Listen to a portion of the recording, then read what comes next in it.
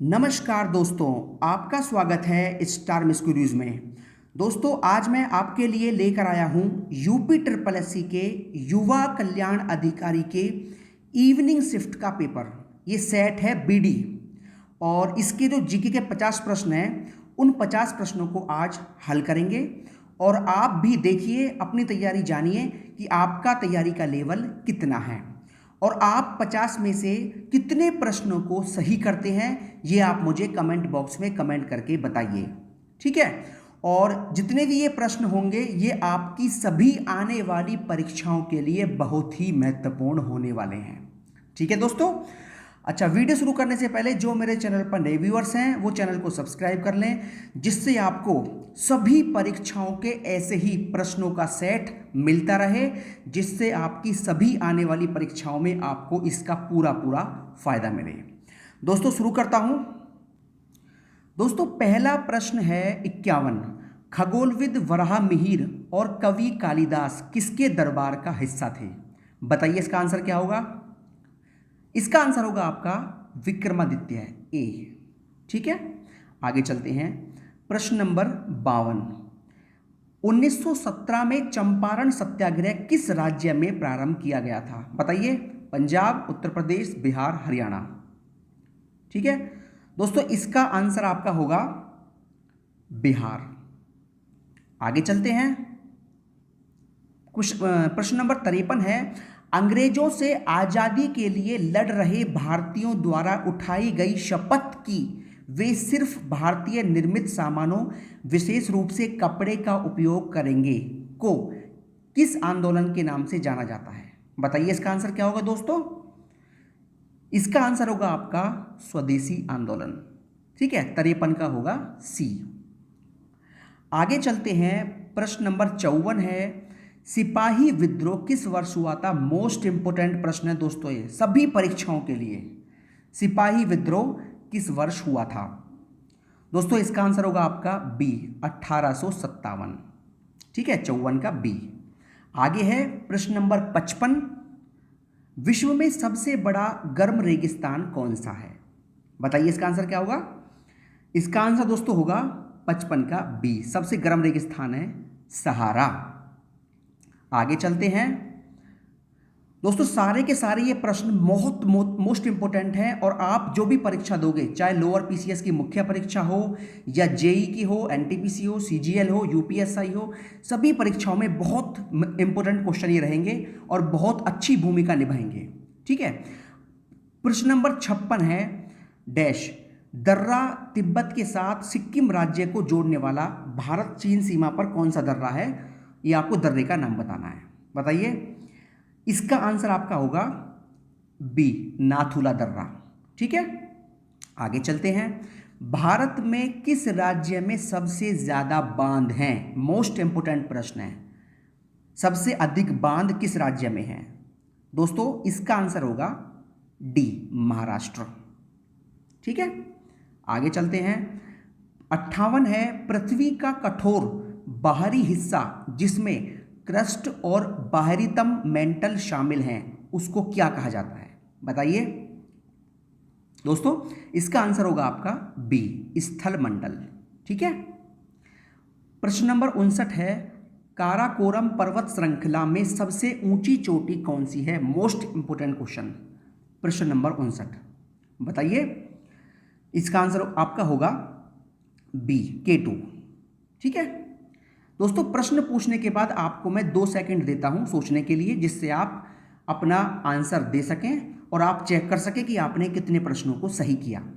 प्रश्न नंबर 60 है। स्वीडन की राजधानी बताइए क्या है? स्वीडन की राजधानी दोस्तों, इसका आंसर होगा ए, स्टॉकहोम। ठीक है। 61 है। भारत के राष्ट्रपति का कार्यकाल कितने वर्षों का होता है? बहुत ही आसान क्वेश्चन है, बताइए। इसका आंसर आपका हो जाएगा सी, 5 वर्षों का। ठीक है। 62 है। किसी नए राज्य के गठन के लिए भारतीय संविधान की किस अनुसूची में संशोधन करने की आवश्यकता होती है? बताइए। इसका आंसर आपका हो जाएगा प्रथम अनुसूची में। ठीक है, आगे चलते हैं। वर्ष 2018 में पंचायती राज की कौन सी सालगिरह मनाई गई थी? बताइए। इसका आंसर आपका हो जाएगा सी, 25वीं सालगिरह। ठीक है, आगे चलते हैं। 64, सर्वोच्च न्यायालय के न्यायाधीश पद पर नियुक्ति के पात्र बनने के लिए किसी जज को उच्च न्यायालय के न्यायाधीश के रूप में कितने वर्षों की सेवा आवश्यक होती है? बताइए इसका आंसर क्या होगा, बहुत जल्दी। दोस्तों इसका आंसर हो जाएगा आपका बी, 5 वर्ष। ठीक है, आगे चलते हैं। 65 है, निम्नलिखित में से कौन सा गांधीवादी दर्शन का हिस्सा नहीं है? बताइए। इसका आंसर हो जाएगा आपका सी, व्यवसाय, मतलब बिजनेस करना। आगे चलते हैं। किस सामाजिक सुधारक और राजनेता को प्यार से बाबा साहेब कहा जाता है? बहुत अच्छा क्वेश्चन है, बताइए इसका आंसर। ये हो जाएगा इसका सी, डॉक्टर भीमराव अंबेडकर। आगे है प्रश्न नंबर 67, भारत की आबादी की औसत आयु सीमा क्या है? बताइए। इसका आंसर आपका हो जाएगा बी, 25 से 30 साल। ठीक है दोस्तों, जो छात्र इंग्लिश में आंसर देना चाहते हैं उनके लिए भी प्रश्न है सामने, ये आपका इंग्लिश में आंसर दे दीजिए। ठीक है, आगे चलते हैं। प्रश्न नंबर 68, 2017 में दर्ज भारत में शहरीकरण की स्थिति क्या है? बताइए इसका आंसर क्या होगा। इसका आपका हो जाएगा बी, 30 से 35%, 68 का बी। 69, किस वर्ष भारत में बैंकों का राष्ट्रीयकरण किया गया? बहुत अच्छा क्वेश्चन है, आसान क्वेश्चन है और ज़्यादातर सभी एग्जाम में क्वेश्चन आता है। बताइए इसका आंसर क्या होगा। इसका आपका हो जाएगा 69 का डी, 1969। ठीक है, मतलब 1969 में सभी बैंकों का राष्ट्रीयकरण किया गया। क्वेश्चन नंबर 70 आते हैं। जुलाई 2018 के अनुसार भारतीय रिजर्व बैंक के गवर्नर कौन है? बताइए 70 का आंसर क्या होगा। 70 का आपका हो जाएगा बी, उर्जित आर पटेल। ठीक है। 71, फीफा विश्व कप 2018 का विजेता कौन है? बताइए इसका आंसर। इसका आपका हो जाएगा 71 का सी, फ्रांस। ठीक है, आगे चलते हैं। 72 क्या कहता है, विंबलडन 2018 महिला एकल की विजेता कौन है? 72 का आपका हो जाएगा बी, एंजेलिक केरबर। ठीक है।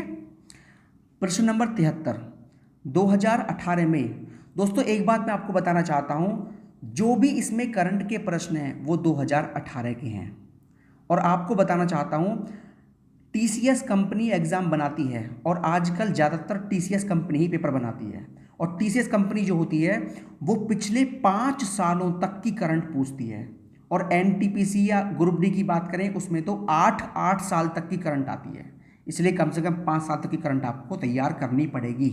ठीक है, तो 2018 की करंट भी इसमें है जो आपके लिए बहुत फायदेमंद होगी। ठीक है। 73वां प्रश्न है, 2018 में किस देश ने शून्य सहनशीलता सीमा प्रवर्तन कार्यक्रम लागू करके लगभग 3000 बच्चों को उनके परिवारों से अलग कर दिया था? बताइए।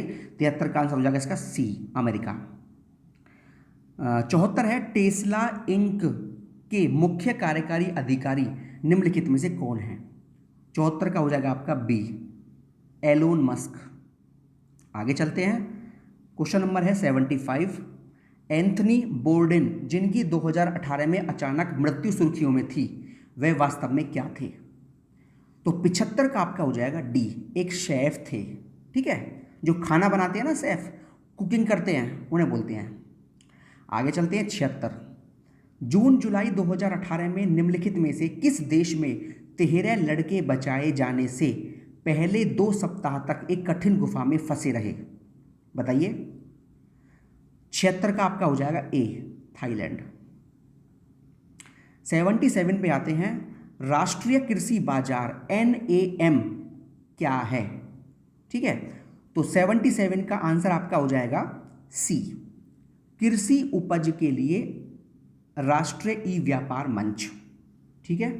78 पे आते हैं, भारत द्वारा निर्यात की जाने वाली शीर्ष 5 वस्तुओं में कौन से 2 कृषि उत्पाद हैं? बताइए। तो 78 का आपका हो जाएगा सी, चावल और चीनी।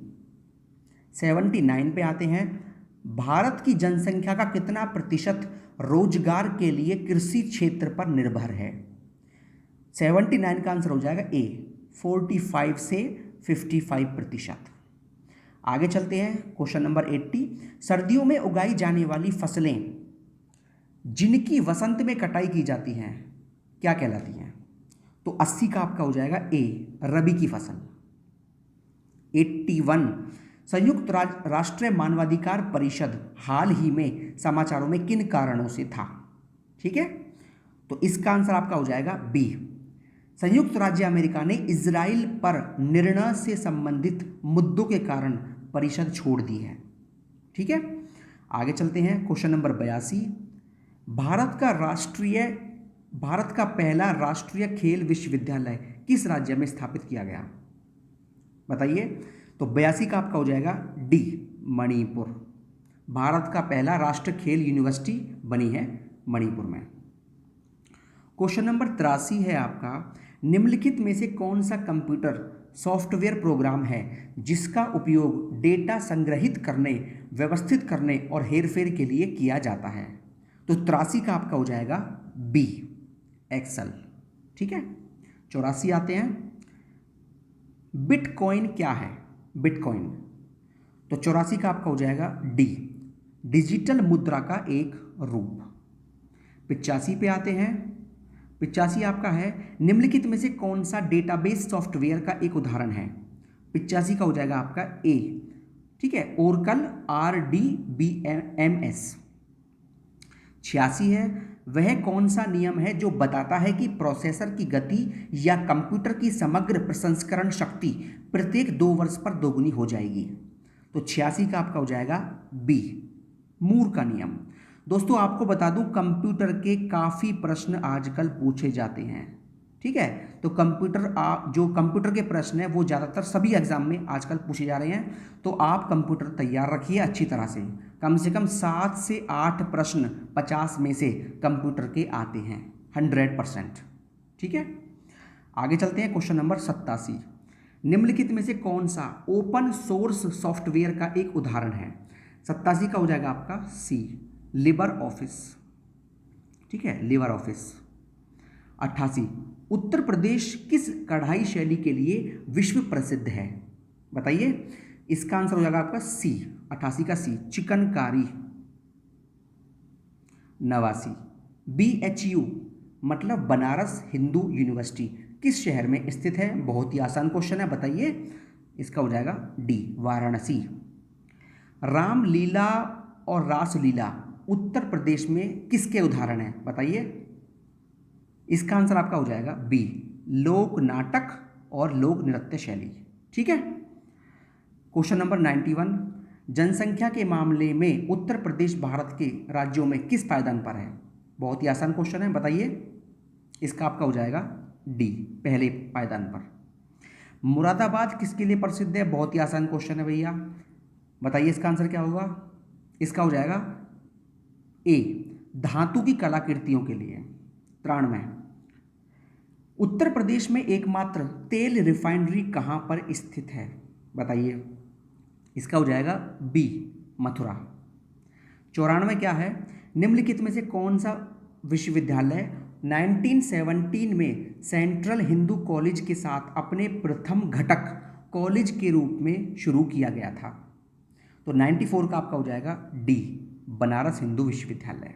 ठीक है, आगे चलते हैं, उत्तर प्रदेश में किस धर्म के अनुयायी सबसे कम संख्या में हैं? 95 का हो जाएगा आपका सी, पारसी धर्म के। 96 क्या है, निम्नलिखित में से कौन सी भाषा उत्तर प्रदेश में सबसे कम लोगों द्वारा बोली जाती है? बताइए, अच्छा क्वेश्चन है, मोस्ट इंपोर्टेंट। तो इसका आपका हो जाएगा ए, संस्कृत। 97 क्या है, निम्नलिखित में से कौन सी फसल उत्तर प्रदेश में आमतौर पर या व्यापक रूप से उगाई नहीं जाती? ठीक है, मतलब कम उगाई जाती है। तो इसका आपका हो जाएगा 97 का डी, कपास। 98 क्या है, निम्नलिखित में से किस नेता को नेताजी कहा जाता है? बहुत ही आसान क्वेश्चन है, नेताजी सुभाष चंद्र बोस, ये सब जानते हैं आप। ठीक है, आगे आते हैं क्वेश्चन नंबर 99। निम्नलिखित में से कौन एक भारतीय राष्ट्रीय आंदोलन में क्रांतिकारी नेता नहीं थे? ठीक है, तो ये हैं आपके गोपाल कृष्ण गोखले। और आपको बता दूं, गोपाल कृष्ण गोखले जो थे वो महात्मा गांधी के राजनीतिक गुरु भी थे।